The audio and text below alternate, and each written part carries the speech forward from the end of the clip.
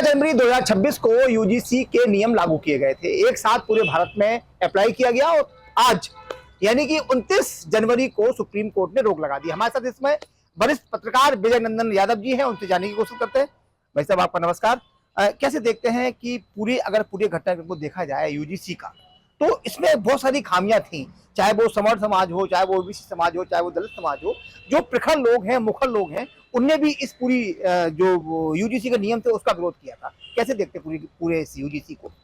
देखिए Arvind ji, supreme court ने जैसे हर तरह के मामले हम जो देखते हैं, जब भी देश के अंदर कोई घटना को लेकर विवाद होता है तो वो सुप्रीम कोर्ट में जाता है।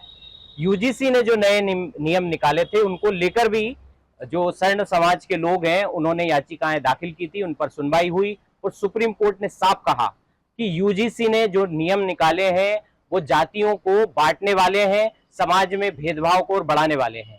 जैसा कि सुप्रीम कोर्ट ने एक बड़ी बात कही कि हम क्या देश से जाति का जो व्यवस्था है उसको मिटाने की तरफ जा रहे हैं या उल्टे जा रहे हैं। ये एक बड़ी बात सुप्रीम कोर्ट ने कही है।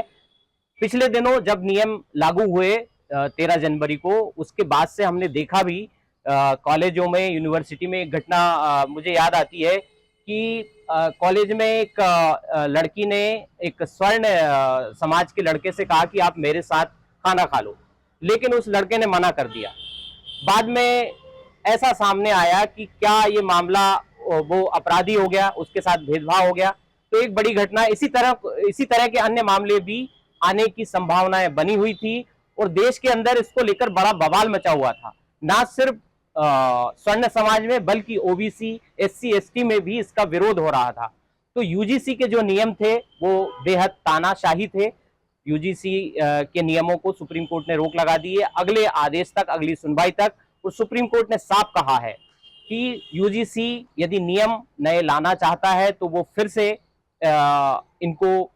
फिर से नए नियम रिवाइज करे और फिर से वो लेकर आए। तो साफ तौर पर देखा जाए कि विजय जी की पूरे यूजीसी का देखा जाए 2012 में भी लागू हुआ था, लेकिन 2012 में कोई पनिशमेंट का प्रावधान नहीं था, रैंकिंग जैसी होती है ना उस टाइप का ही था ये।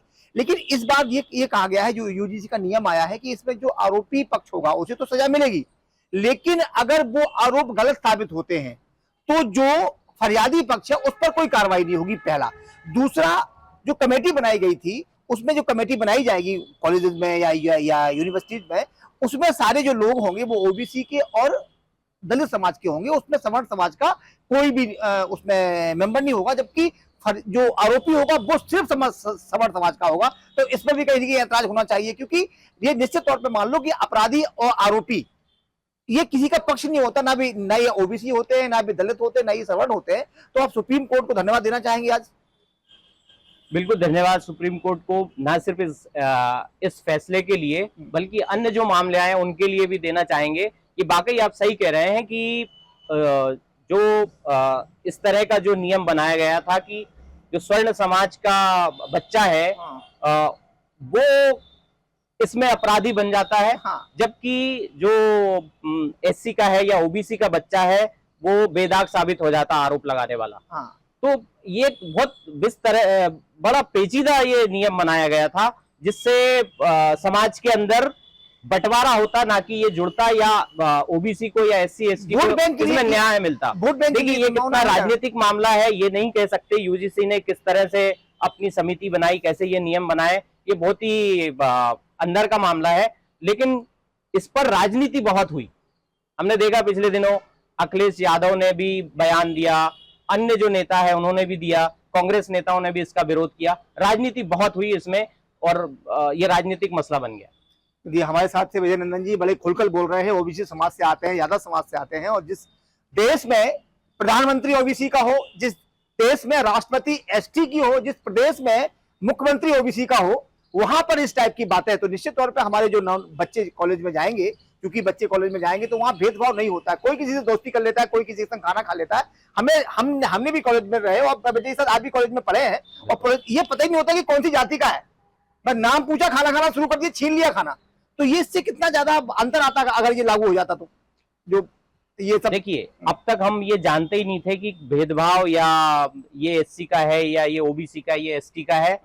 हम जानते ही नहीं थे, हम साथ में बैठ के खाना खाते हैं, ऑफिस में भी, सभी कॉलेजों में भी, सब जगह। हाँ लेकिन ये नियम आने के बाद लोगों को ये पता चल गया कि ऐसा भी कुछ है। हाँ तो ये तो सीधा सीधा लोगों को बांटने वाला नियम है। अभी तक हम जानते ही नहीं थे कि भाई हम इस तरह का कुछ भेदभाव या ये कुछ होता भी है। हाँ, विजय जी बड़ा खुल के बोल रहे हैं, ओबीसी समाज से आते हैं, उनका साफ तौर पर, चूंकि वरिष्ठ पत्रकार भी हैं और एक कहीं नहीं प्रखर भी है, तो ये साफ तौर पर जो लोग पढ़े लिखे लोग हैं इस चीज को समझते हैं कि इसे पूरा राजनीतिक मंचन है और राजनीतिक वोट बैंक के लालच में ये सब किया जा रहा है। हालांकि हमारे विजय जी ने थोड़ी सी बात पे इसे घुमा दिया है और खुलकर नहीं बोला है कि राजनीतिक है कि नहीं है। राजनीतिक तो है ही, लेकिन वोट बैंक के लिए किया जा रहा है, इस तो खुल के नहीं बोला। लेकिन साफ तौर पर देखा जाए कि भेदभाव इससे कम नहीं होता, इससे ज्यादा ही होगा और कहीं ना कहीं डर का माहौल होगा।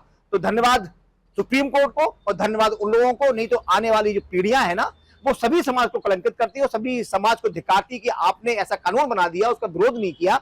कि अगर ये कानून बन जाता तो आप तय मान लीजिए कि कॉलेजेस में जो बच्चे हमारे पढ़ने जाते हैं उनके अंदर डर का माहौल होता। नमस्कार।